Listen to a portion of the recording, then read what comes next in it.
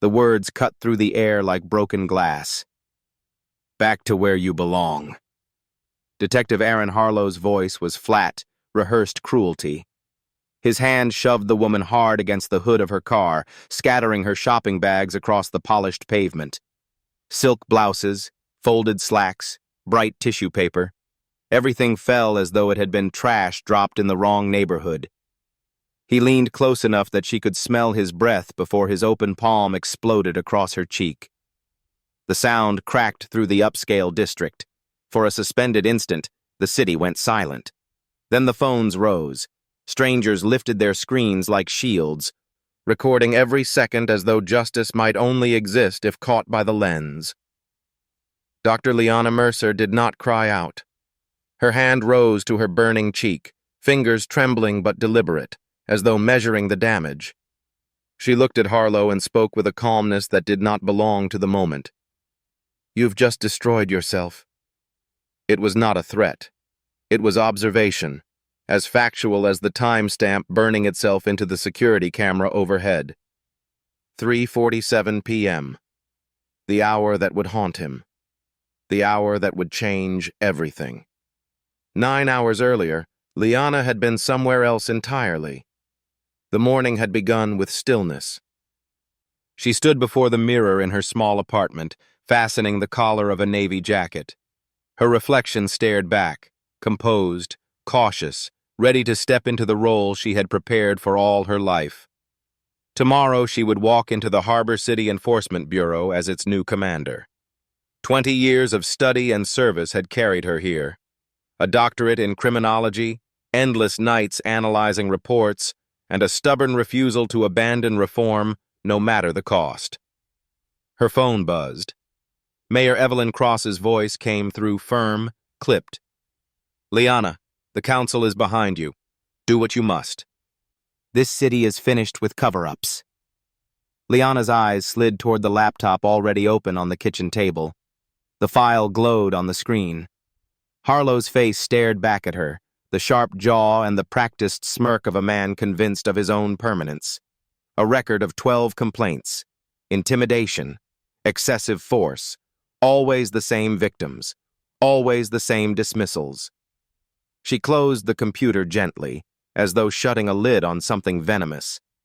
Across the city, Aaron Harlow laced up his gloves in the stench of iron and sweat. The gym lights buzzed overhead while a half-circle of rookie patrols watched him demonstrate what he called compliance drills. His fist slammed into the heavy bag with a thud that rattled the chain. "Words don't work on some of them," he told the recruits, voice rising with the rhythm of his blows. "They only understand this." He mimed the open-handed slap, quick and precise. "Attitude adjustment. Write it as necessary force. Always hold the ground." One of the new officers shifted uneasily, asking if de-escalation protocols applied first. Harlow laughed hard enough to echo. "Out there? Protocols are fairy tales. These people respect one thing: strength." The rookies said nothing more. No one wanted to challenge the man who had kept his badge clean despite a trail of broken complaints. By afternoon, the city had turned gold with autumn light. Liana parked her sedan on the edge of the Meridian Promenade, the street where glass storefronts reflected wealth back at itself. She wanted clothing that carried authority without hard edges, something that would let her walk into a room of doubters and still be heard. Inside the boutique, she chose a slate suit and a charcoal dress, ignoring the saleswoman's hovering eyes that asked silently whether she could afford them. She paid with a platinum card and stepped out into the bright afternoon, arms weighted with promise. She did not see the patrol car glide to a stop across the street.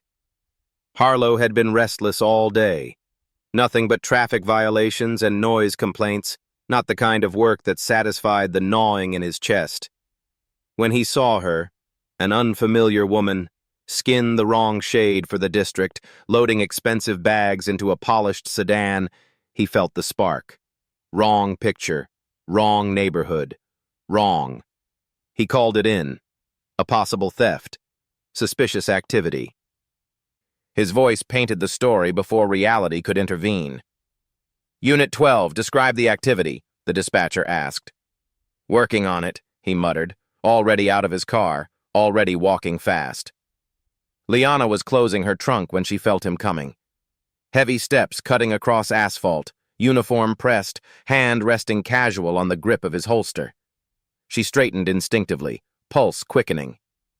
Ma'am, I'll need identification. And those bags open. Now. The words landed sharp, designed to control, not request. Her voice came even, careful. Officer, what's this regarding? You can ask, but I'm the one asking questions. He gripped her wrist before she could retrieve her wallet. Her purse tipped, spilling credentials onto the asphalt, face down, ignored. His eyes narrowed on the driver's license when he finally glanced. The address was in Westbridge Heights, a neighborhood of polished gates and manicured hedges. His lip curled. What kind of work pays for that? Her silence stretched. Then, evenly, public service. He laughed, short and mean. Sure. Cleaning? The insult carried weight. She felt the sting in her chest but refused to let it show. Reasonable suspicion is required for detainment, officer. What crime do you believe I've committed? His face darkened. Cameras were rising now, catching every word, but pride pushed him forward. He barked louder for the crowd. Resisting arrest. Disorderly conduct. Every phone saw what she had endured. Receipts produced and dismissed, voice calm yet called hostile, composure labeled threat. Harlow's jaw tightened. He needed dominance. He needed to win. The word left her mouth clear and steady. Harassment. That single sound cracked something in him. His hand rose before he could stop it, fingers cutting the air, pride and rage and fear colliding in one brutal gesture. The slap detonated across her cheek. The world tilted. For half a second, everything froze. The crowd, the officer, the woman herself. Then voices erupted. A scream, a curse, the rapid clicking of phone shutters. Somewhere across the street, a young man live-streamed in disbelief, his words already racing across the digital ether. She lowered her hand from her cheek. The imprint glowed red, but her eyes were colder than steel. When she spoke, her tone made the air itself pause. You have no idea what you've just done. The crowd leaned closer, phones still lifted, breath held. The moment hung there, suspended, unfinished, unbearable, alive. Morning light bled pale across Harbor City, but inside the precinct gym the air smelled of sweat and iron. Aaron Harlow's fist slammed into the heavy bag, sending it rattling back on its chain. A semicircle of rookies watched him, their uniforms stiff, faces uncertain. He grinned the way men grin when they know no one dares to interrupt. Some people don't understand talk, he told them. His knuckles pressed the canvas of the bag. Then he demonstrated, an open palm striking sideways, sharp enough to sting. This is attitude adjustment. Write it up as control technique. Necessary force. The recruits shifted on their feet. A few exchanging glances. One raised her hand, thin, uncertain. Sir, aren't we supposed to try de-escalation first? Harlow barked a laugh that filled the room. In books, yes. Out here, protocols get you hurt. Out here you show strength or you lose it. His eyes lingered on each of them until they looked away. Silence settled. The lesson was clear. Across town, Liana Mercer was pulling on her jacket. The fabric still smelled faintly of the dry cleaner, starch and lavender woven into dark wool. She practiced the smile in the mirror, the one that softened her stern eyes but not too much, the one she would need tomorrow when she walked into a building that had never once been led by a woman like her. She whispered to the reflection, steadying her voice. Change is coming. Her phone rang again, and Evelyn Cross's voice cut through. Liana, I know it's not official until Monday, but the city can't wait. I need you ready to move fast. I am ready. There's one officer you'll need to deal with quickly. Name's Harlow. 12 complaints in 2 years, always dismissed. The union shields him, but the shield is cracking. I want him out." The line went quiet except for the mayor's breathing. Then, sharp. "No more settlements. No more excuses. Do what you must." Liana's gaze slid to the laptop glowing faintly on the table. She touched the edge of the screen, the way one might touch the casing of a weapon. Harlow's file was already open. Every grievance, every complaint, every victim left behind. His photograph stared back with a smile that never reached his eyes. She closed the machine and exhaled. The city outside her window looked calm, unaware of the collision being drawn. By noon, the day had warmed, the boulevard humming with polished cars and clattering heels. The Meridian district gleamed, glass and marble casting sunlight across the sidewalks. Liana moved from store to store, choosing carefully. Navy dress, ash gray suit, fabrics that carried dignity without arrogance. The sales staff smiled tight smiles, their courtesy brittle until the platinum card proved her beyond suspicion. She had lived that dance her entire life. As she left the last boutique, shopping bags swinging from her arms, she breathed the air deep into her chest. It was a small thing, the feeling of anticipation. Tomorrow she would walk into that precinct and take the seat at its head. Not far away, Harlow guided his cruiser through the same district. His captain had warned him to keep it clean after too many complaints about his style of policing in this neighborhood. He nodded, smirked, and drove anyway with the window down, searching for something to break the monotony. When he saw her, dark skin against expensive fabric, trunk open, bags gleaming with store logos, his pulse sharpened. Wrong picture. Wrong neighborhood. Wrong. He felt the familiar itch in his chest, the one that had always been satisfied by control. He lifted the radio. "Unit 12 to Central. Possible theft in progress, Meridian." The dispatcher's voice carried static. "Do you have visual confirmation?" Harlow's mouth curved. "Working on it." He parked, stepping out with the slow purpose of a man who never expected resistance. His boots struck the pavement like punctuation. Across the lot, Liana bent to arrange her bags. She felt the shift in the air before she heard him. A heaviness. A storm building behind her. She turned. "Identification. Receipts. Now." His voice snapped like a whip. She steadied her breathing.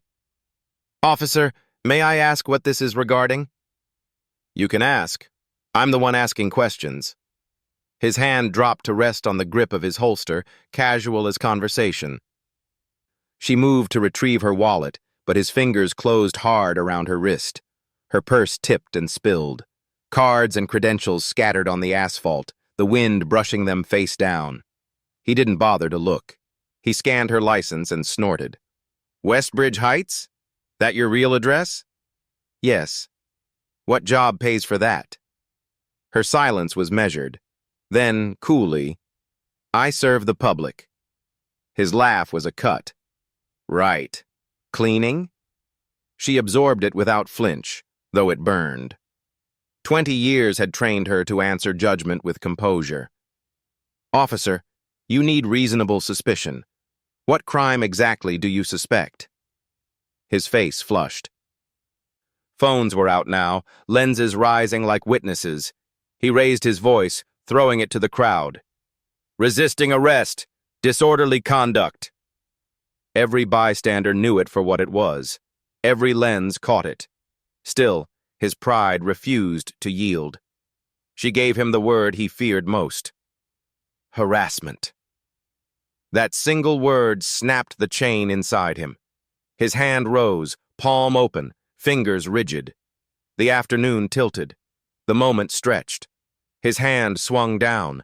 The slap cracked through the golden air. Her head whipped sideways. The burn spread across her cheek, but her eyes, when they met his, were colder than the blow itself. "You have no idea what you've just done." Around them, voices swelled. A shout, a gasp, the metallic stutter of someone's live stream already flying across 1,000 screens. Harlow shifted on his feet, rage battling realization, pride bleeding into panic. The crowd pressed closer, silent, recording, waiting. The hour had turned. The crowd held its breath. Phones hovered like a swarm of unblinking eyes, their lenses capturing everything Aaron Harlow thought he could bury with swagger and paperwork. Liana Mercer did not resist when he pulled the cuffs from his belt.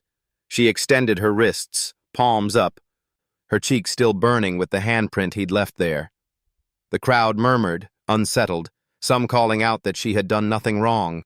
Others filmed in silence, fear and outrage mixing in their eyes. "You're under arrest for resisting arrest," Harlow barked, the absurdity of the words crashing against the evidence around him. His voice strained, pitched too high, as if louder volume might convince the cameras. She held his gaze. Calm, measured. Her silence was heavier than any shout. 2 additional units screeched into the lot, lights flashing red and blue across the glass storefronts. Officers climbed out, assessing fast.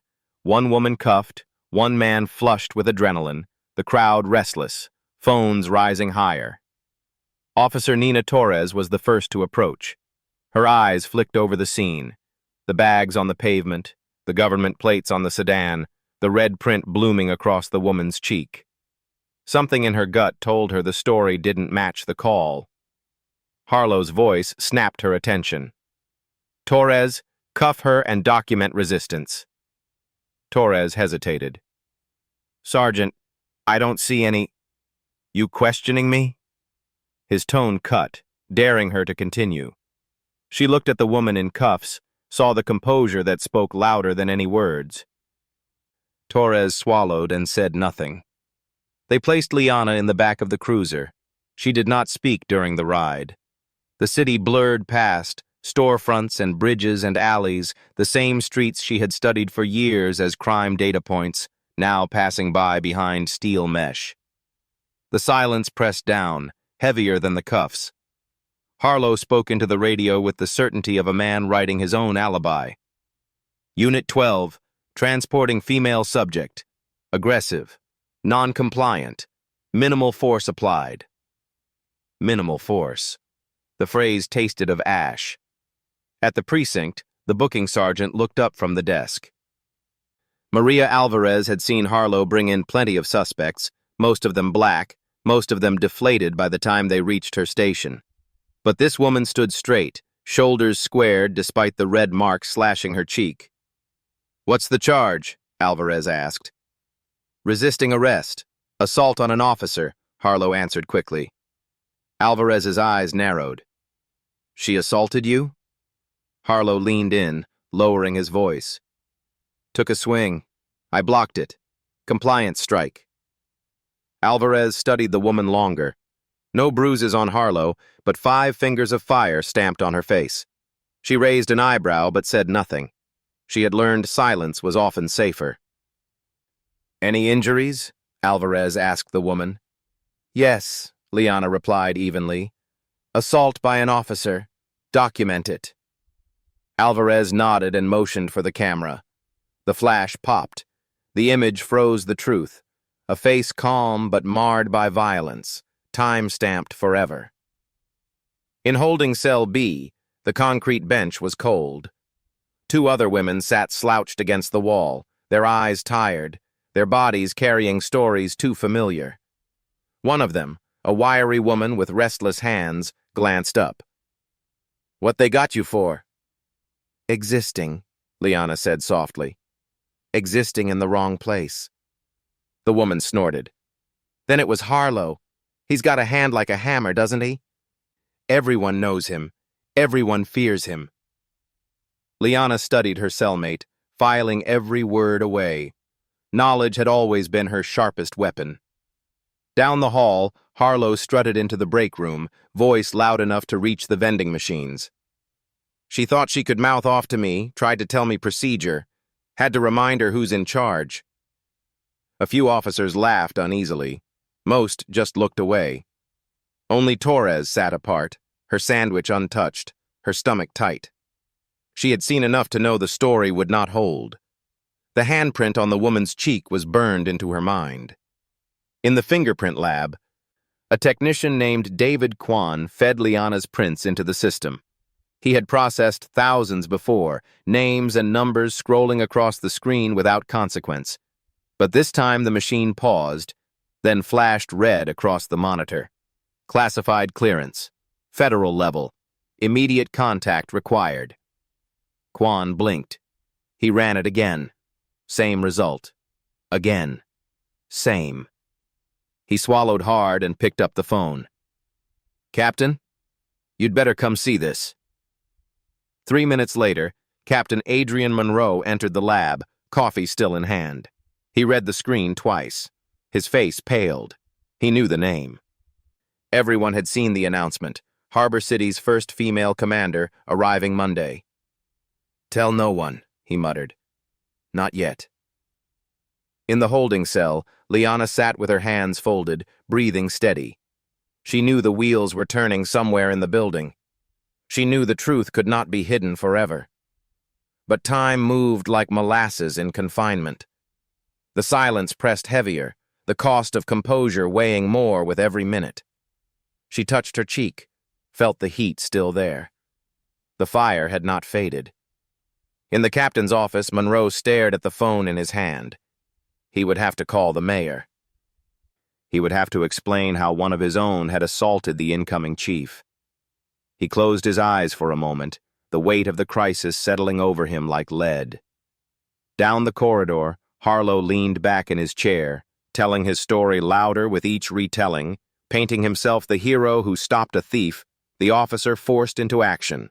His listeners nodded, some out of fear, others out of habit. But whispers were already spreading. A government plate, a calm voice, a mark too precise to ignore. And across town, the video was climbing, shared again and again. The slap had echoed further than Harlow could ever have controlled. Back in the cell, Liana lifted her head as footsteps approached. The sound was hurried, heavy, a rhythm that carried urgency. The key rattled in the lock.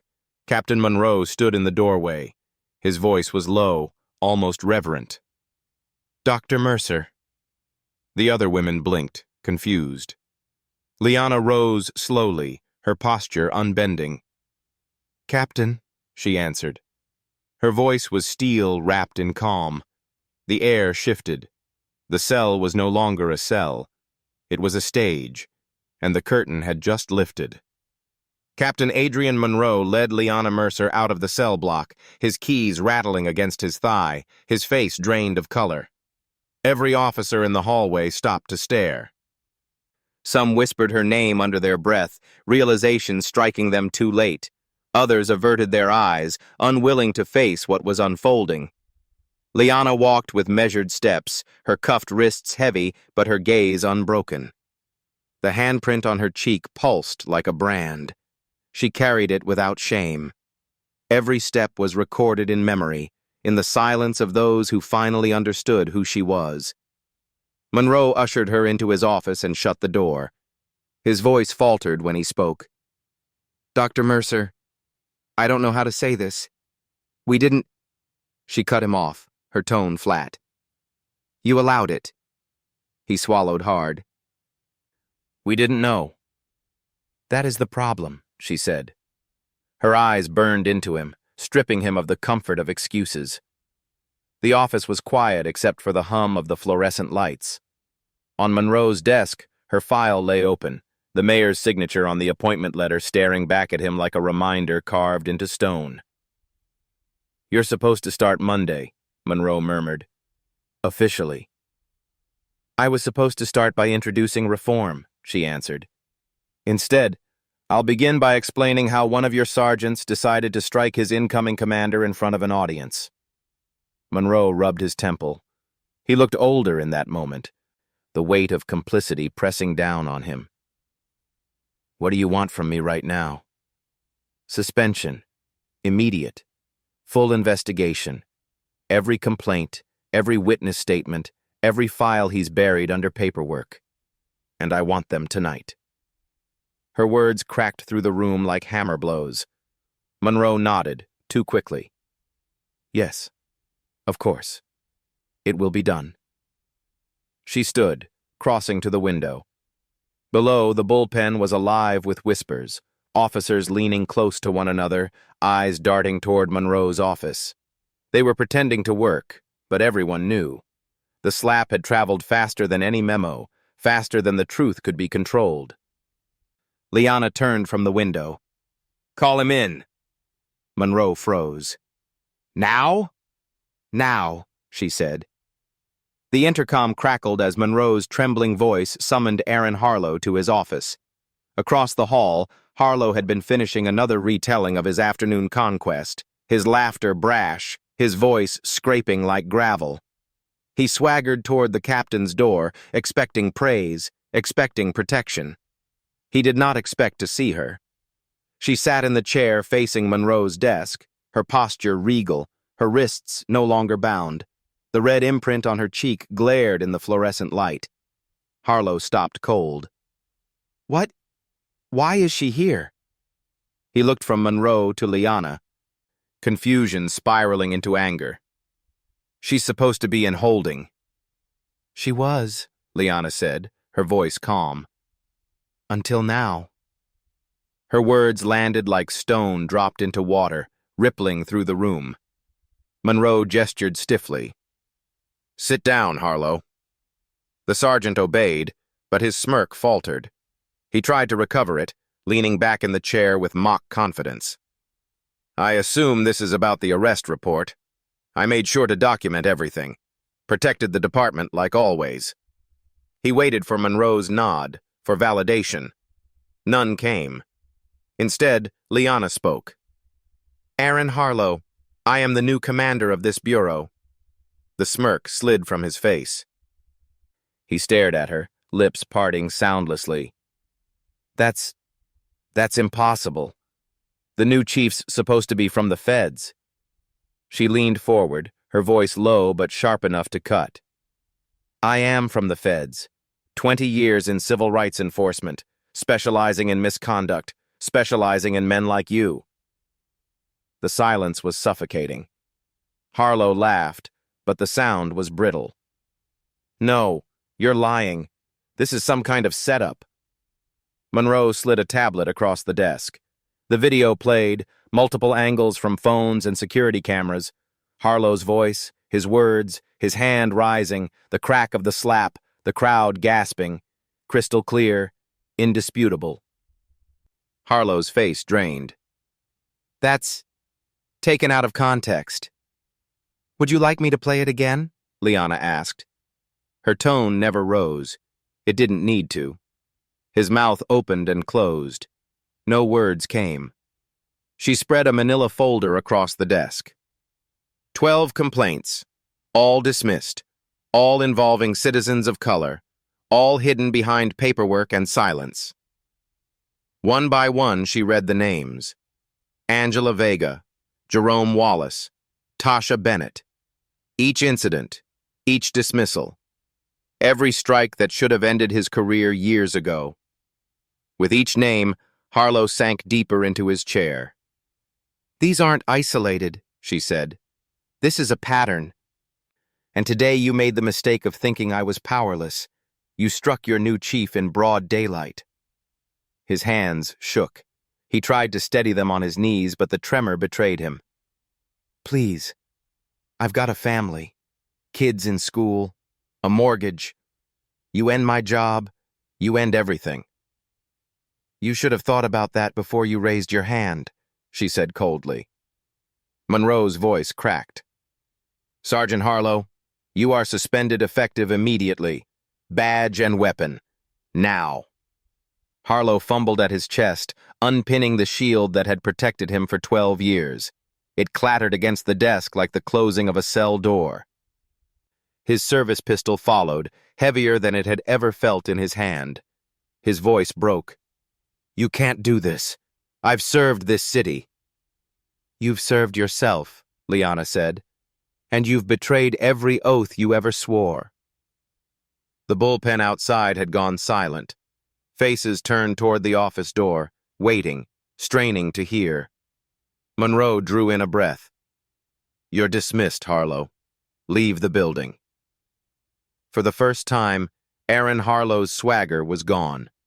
He stumbled to his feet, pale and sweating, and walked out with the eyes of the entire precinct burning holes into his back. Liana remained seated. She touched her cheek, fingers tracing the fading burn. The mark would disappear in hours. The memory would not. Monroe exhaled shakily. What happens now? She turned her gaze on him, calm but unyielding. Now we decide whether this department changes or collapses with him. The words hung in the air, unfinished, dangerous. The metal door clanged shut behind Aaron Harlow as he shuffled out of the precinct under Captain Monroe's watch. The bullpen was hushed, officers pretending to work while their eyes followed him. His desk sat stripped bare, a cardboard box clutched in his arms, the badge-shaped indentation on his shirt still fresh. For 12 years he had walked these halls with impunity. Now the silence pressed heavier than any jeer. Inside Monroe's office, the air was different. Liana Mercer sat in the chair he had vacated, the weight of authority resting on her shoulders. She felt no triumph, only gravity. Her cheek still throbbed, a reminder that change was never won without pain. Monroe hovered near the desk. "The union will fight this. You know that." "They can fight," she said. "The video fights harder." He nodded, sinking into his chair. For the first time in years, he looked like a man out of answers. Word traveled fast. By evening, whispers curled through every corridor. The new chief had arrived early, not in ceremony but in fire. Some officers were shaken, afraid of what her leadership meant for their own unchecked behavior. Others, rookies like Nina Torres, felt a stirring of hope they had not dared admit before. Liana requested every file on Harlow before she left that night. Thick stacks of paper, reports stamped dismissed, signatures scrawled in hurried ink. She carried them under her arm, the weight heavy but necessary. At her apartment, she spread the papers across the dining table. 12 complaints, each a story of a voice ignored. She read them one by one. Angela Vega, stopped for a broken taillight, struck for questioning his tone. Jerome Wallace, searched without cause, slapped when he protested. Tasha Bennett, called police for help, only to be treated as the aggressor. Each dismissal was worse than the last. Words like insufficient evidence, witness unreliable, case closed. Her jaw clenched as she turned the final page. The night outside was restless. Sirens wailed in the distance, and on her phone, messages buzzed endlessly. News outlets were already chasing the video. Social feeds swarmed with outrage. Hashtags multiplying by the minute. The slap had escaped the walls of the precinct and spread across the city like wildfire. But in the quiet of her apartment, the weight was not the attention. It was the stories, the names, the lives marked by silence. She pressed her palm against her cheek. The heat faded now, but the ghost of it still there. That strike had not just landed on her. It had landed on every name in those files. Morning came too soon. The sun poured over the skyline, and with it came the storm. Reporters clustered outside the precinct, cameras flashing, microphones raised. Officers slipped past them with eyes averted. Inside, Monroe briefed her quickly. "The mayor's demanding a press statement. The council's already calling for a review. Everyone wants blood." "They'll get truth," she answered. Before stepping into the press room, she stopped at the restroom mirror. The mark had softened to a faint shadow, barely visible, but she could still feel it. She didn't need makeup to hide it. She wanted the city to see. The cameras snapped the second she entered. Reporters shouted questions, voices overlapping like thunder. "Dr. Mercer, were you assaulted by Sergeant Harlow? Are you pressing charges? Is this the beginning of a purge inside the department?" She raised her hand for silence. The room stilled. What happened yesterday was witnessed by many of you. It was filmed, it was shared, and it was real. But what matters more than a single strike is the culture that allowed it to happen. That ends now. Flashbulbs strobed. Her words cut through the frenzy with calm finality. Afterward, she returned to her office, finding Nina Torres waiting by the door. The young officer's hands trembled as she held a folded statement. "I wrote what I saw," Torres said. "I don't care what happens to me. I couldn't stay quiet." Liana accepted the paper, meeting the rookie's eyes. "Silence costs more than truth. You've done the right thing." For the first time since joining the force, Torres allowed herself to breathe. That night, in the precinct's fingerprint lab, David Kwan studied the alert still flashing on his monitor. Classified federal clearance. Contact liaison immediately. He hadn't dared tell anyone beyond Monroe, but the weight of it gnawed at him. This was bigger than a suspension, bigger than Harlow's career. He picked up the phone again, fingers trembling as he dialed the number on the screen. Washington answered on the first ring. "Harbor City, this is Federal Liaison. Report." Kwan hesitated, then spoke. "We flagged prints on a detainee yesterday. Name, Dr. Liana Mercer." The line went quiet, then firm. "Secure all files. We're sending instructions." Kwan hung up, pulse hammering. Whatever this was, it was beyond his pay grade. Meanwhile, Harlow sat in his truck in the dark, the box from his desk on the seat beside him. His hands gripped the wheel, knuckles white. The laugh he had once used to mask his fear was gone. In its place was the hollow sound of breath. He still believed he could talk his way back. The Union, old allies, maybe even the captain. He whispered promises into the empty cab, but even his own words sounded false. Back in her apartment, Liana set her alarm for dawn. Tomorrow she would walk into the precinct not as a victim, not as a detainee, but as the chief. She closed her eyes and saw again the flash of hands rising against her, the weight of silence after. The cost of that silence had been paid too many times already. When the alarm blared, she rose with the same composure she had practiced before the mirror days earlier. But this time, she did not whisper promises. She whispered vows. By the time the sun lifted over Harbor City, the video had passed 1 million views. The city was waiting. The department was watching. The battle had begun. And in the hush before she stepped into her new office, the question echoed like a drumbeat. Who in these halls would stand with her, and who would crumble? The door to her office creaked open. Conversations outside hushed instantly. She stepped inside. The handprint was gone from her skin, but it lingered in every eye that looked at her. The precinct buzzed with unease. Conversations dipped to whispers when Liana Mercer walked through the bullpen that morning. She wore the navy jacket she had chosen days earlier, but her presence carried a new weight. Every officer who had seen the video felt it pressing on them. Some straightened, hoping to appear aligned with change. Others turned away, clinging to old loyalties. She entered the briefing room without raising her voice, yet the space quieted instantly. The screen behind her flickered with the frozen image of Aaron Harlow's hand mid-swing, captured in sharp detail from multiple angles. The still photograph was more damning than words. "Yesterday," she began, her voice steady, "was not about one strike.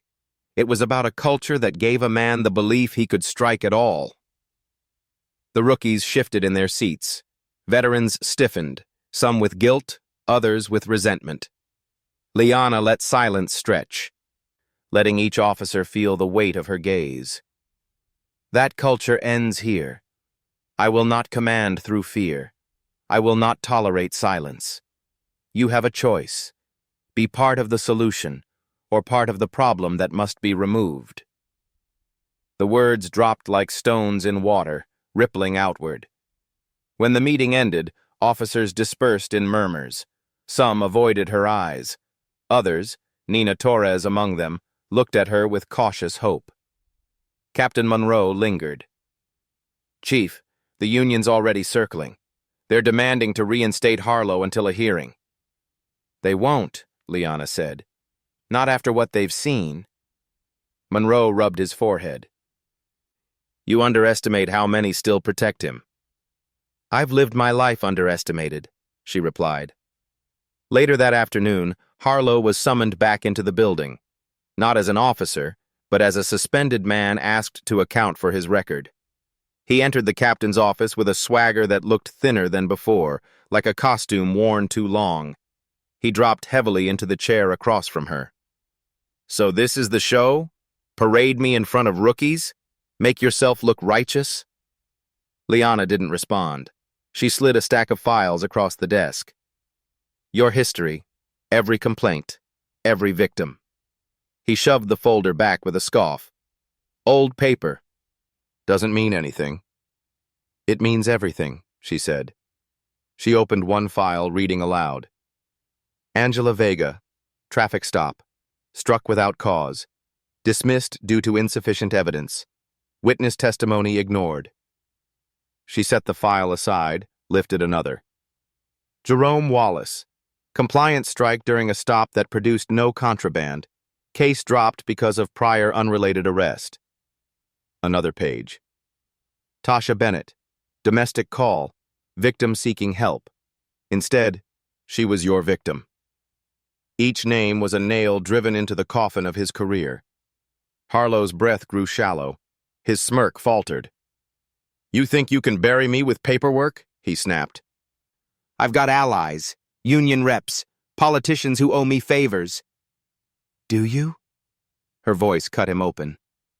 "They watched the same video the world watched. Do you think they'll chain themselves to a sinking ship?" He slammed his fist against the table. "I protected this city." "No," she said coldly. "You protected yourself. You preyed on those with no voice. You silenced them with fear. But silence has a cost. And now you pay it." His shoulders sagged, the fight bleeding out of him. Sweat beaded at his hairline. Monroe spoke at last, his voice dry. "Sergeant Harlow, surrender your weapon and badge. You are terminated effective immediately. An investigation is already underway into your conduct." Harlow sat frozen, as though his body had not yet caught up to the words. Slowly, shaking, he unpinned the badge from his chest. The metal gleamed for a final moment before clattering onto the desk. His pistol followed, placed down with trembling hands. "This isn't over," he whispered. "For you," Liana answered. "It is." Outside the office, officers stood clustered near the door, straining to hear. When Harlow emerged, stripped of his weapon, stripped of his authority, the room fell silent. He carried only a cardboard box now, the swagger gone, his eyes hollow. No one spoke. No one moved to stop him. He walked out alone. Liana remained behind, staring at the badge on the desk. Its shine looked duller now, as though it had been revealed for what it truly was, metal without honor. Monroe sat heavily in his chair. "Chief, you've just declared war. On him. On the Union. On everyone who built their comfort on silence." "Then let it be war," she said, "because silence has already cost too much." That night, she returned to her apartment, exhaustion pulling at her bones. She set Harlow's files on the table again, their weight unchanged. The city lights glowed outside her window, restless, alive. On her phone, messages poured in, praise, condemnation, threats. Some called her hero, others traitor. She set it face down, unwilling to be defined by noise. Instead, she pressed her fingers against her cheek, where the last trace of the handprint had faded. The mark was gone, but its ghost remained. It would remain as long as she chose to remember. And she would remember. She closed her eyes, hearing again the crack of his hand, the gasp of the crowd, the silence afterward. a silence now broken. The battle had begun, but the war was still unwritten. In the distance, a siren wailed across the city, sharp and lonely. It carried through her open window, reminding her that everything she had promised was only just starting. Tomorrow would bring resistance. Tomorrow would bring allies. Tomorrow would demand everything of her. She opened her eyes, steady again. And when the dawn came, Harbor City would meet its new chief, not as a victim, but as the storm. The sun rose over Harbor City with a strange stillness, as though the air itself sensed a shift it could not name. Inside the precinct, tension moved like current through every hallway. The sound of phones ringing, papers shuffling, radios buzzing, all of it felt sharper, louder, more brittle. Liana Mercer walked through the front doors with her head high, every pair of eyes following her. Some met her gaze with defiance, others with something closer to relief. Whispers trailed in her wake like smoke. In the captain's office, Adrian Monroe stood by the window, watching her approach. He looked older than the day before, the weight of his department pulling him down. When she stepped inside, he gestured to the chair across from him. "They want answers," he said without preamble. "They'll have them," she replied. The files from Harlow's career sat open on his desk, scattered with new pages, statements from witnesses, reports long buried now unearthed. Nina Torres's testimony lay on top, written in careful script. Liana picked it up, reading again the words that confirmed what she already knew. Harlow had fabricated suspicion, escalated without cause, and struck her in plain sight. Torres herself stood outside in the bullpen, shoulders squared but face pale. She had signed her name knowing the risk, retaliation, ostracism, the silent punishments officers gave those who broke unwritten codes. When Liana stepped back into the bullpen, she stopped beside the rookie's desk. Torres rose quickly, nerves trembling in her hands. "You spoke the truth," Liana said quietly.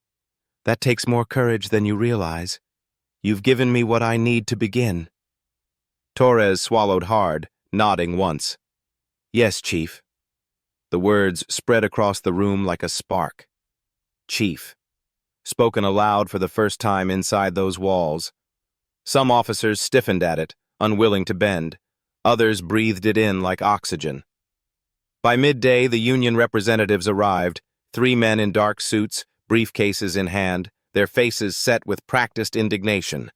They demanded reinstatement hearings, accused the department of betrayal, called the viral video misinterpreted. Liana sat across from them, her presence calm but unyielding. "The world saw what he did," she said. "There is no reinstatement.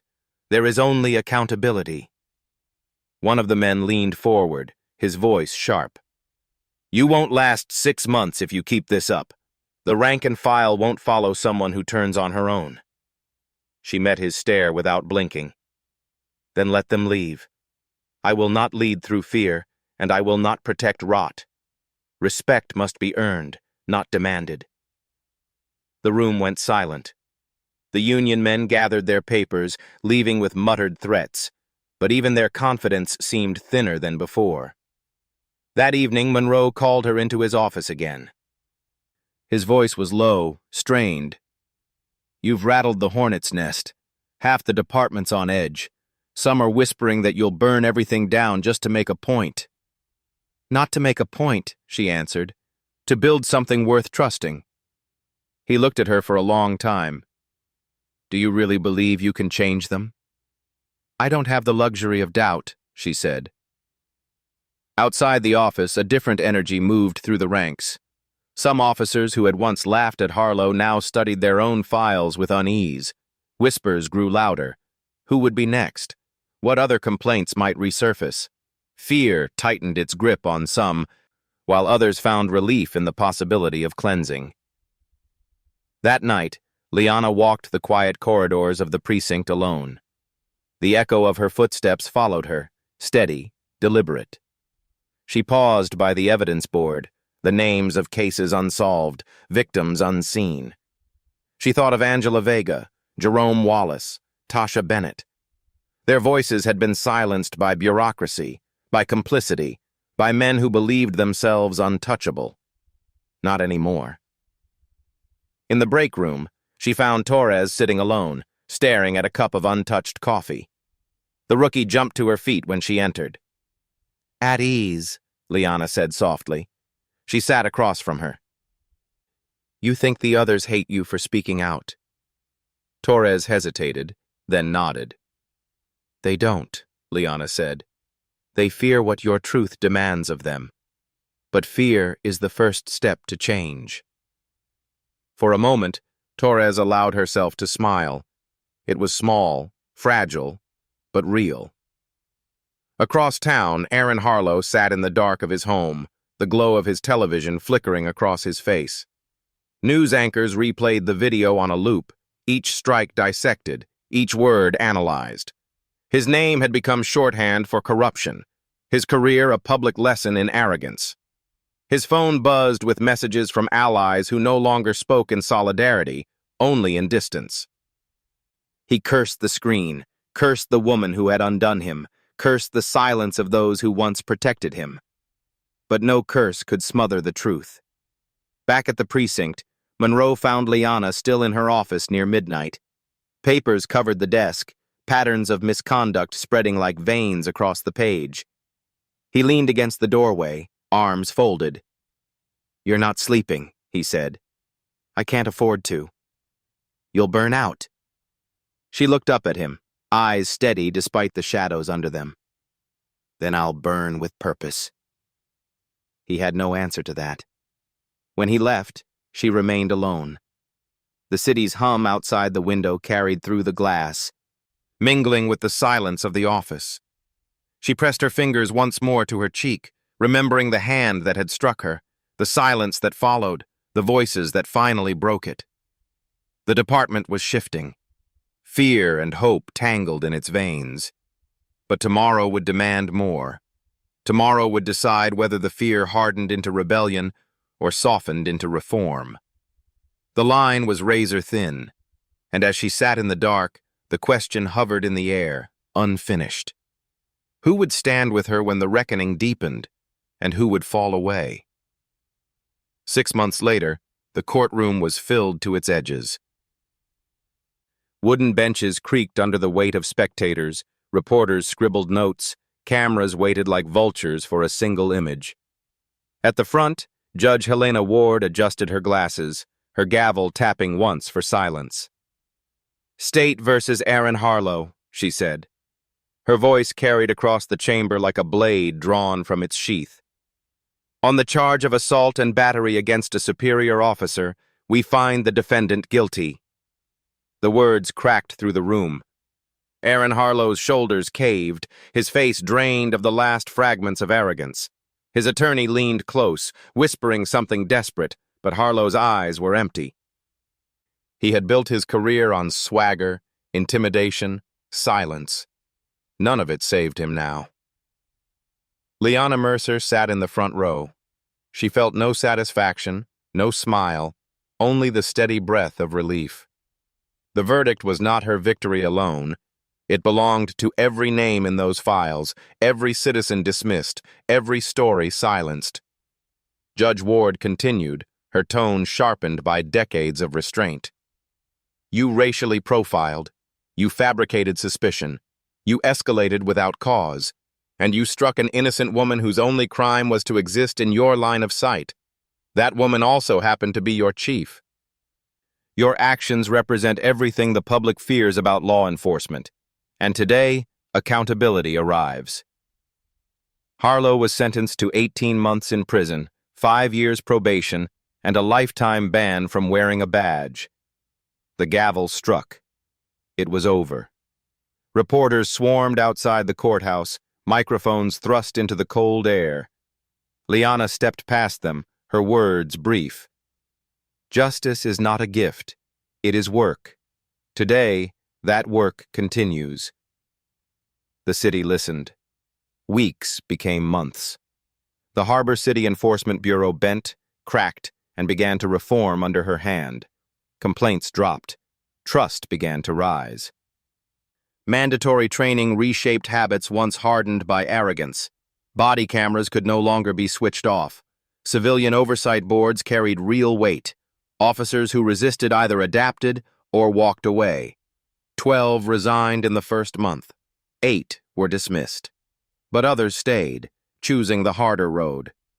Nina Torres, once timid, was promoted to detective, her courage in testifying becoming the first stone in the rebuilding. She stood taller now, shoulders squared with certainty. Community members who once crossed streets to avoid uniforms now stepped forward with their stories. Reports of abuse surged, not because trust failed, but because trust was being tested, rebuilt. Each complaint investigated, each silence broken. Across the nation, the video spread. Other cities called, asking for guidance. They called it the Mercer model, reform built not on slogans, but on enforcement of truth. Still, nights were heavy. Alone in her office, Liana would press her palm against her cheek, remembering the strike. The scar was gone, but its echo remained. It reminded her that change was not born in victory, but in humiliation survived. On the anniversary of the slap, the city gathered at Meridian Square. A plaque had been mounted on the very sidewalk where she had fallen against the hood of her car. It read, "In recognition of Dr. Liana Mercer, whose courage under assault sparked transformation. May this place remind us that dignity cannot be struck away." She stood before the crowd, the words catching in her throat. Reporters waited. Citizens leaned close. Officers lined the square, some stiff with pride, others with nerves. She spoke simply. That day was never about me alone. It was about a silence too long endured. It was about arrogance unchecked, about voices dismissed. The strike you saw was not the first, but it was the last without consequence. And that is what matters. Applause rippled, not thunderous but steady, like rain on stone. Later that evening, in her office, she found Torres waiting with 3 reopened cases. "Chief," Torres said, her voice firmer now. "Each of these was connected to Harlow, victims who thought they'd never be heard again. We've got enough to move forward." Liana accepted the files, running her fingers across the names. She nodded once. "Then we move." The city outside her window pulsed with lights, restless and alive. She felt the weight of responsibility pressing harder than ever. The verdict had ended one man's career, but the work had only begun. At times, doubt crept in. Could one woman bend a culture built on silence? Could trust, once broken, truly be restored? She let the doubts pass through her but never settle. For she knew the truth. She was not alone anymore. Every officer who chose courage, every citizen who spoke, every witness who recorded, the battle belonged to them all. She leaned back in her chair, exhaustion tugging at her. The badge on her desk gleamed in the lamplight, no longer a hollow emblem but a symbol she intended to restore. From outside, faint through the glass, came the sound of children laughing in the street below. It was small, ordinary, and it steadied her more than applause ever could. She touched her cheek once more, not to feel the pain, but to remember the vow. Change had begun with a hand raised in violence. Now it would be carried by hands raised in truth. She stood, pulling on her jacket. The city was waiting still, its eyes on her, its doubts unrelenting, its hope fragile. The work was unfinished. And as she stepped into the corridor, her shadow long under the fluorescent light, the question lingered in the silence. Suspended but alive, how far would this change reach, and who would still resist when the cost grew heavier?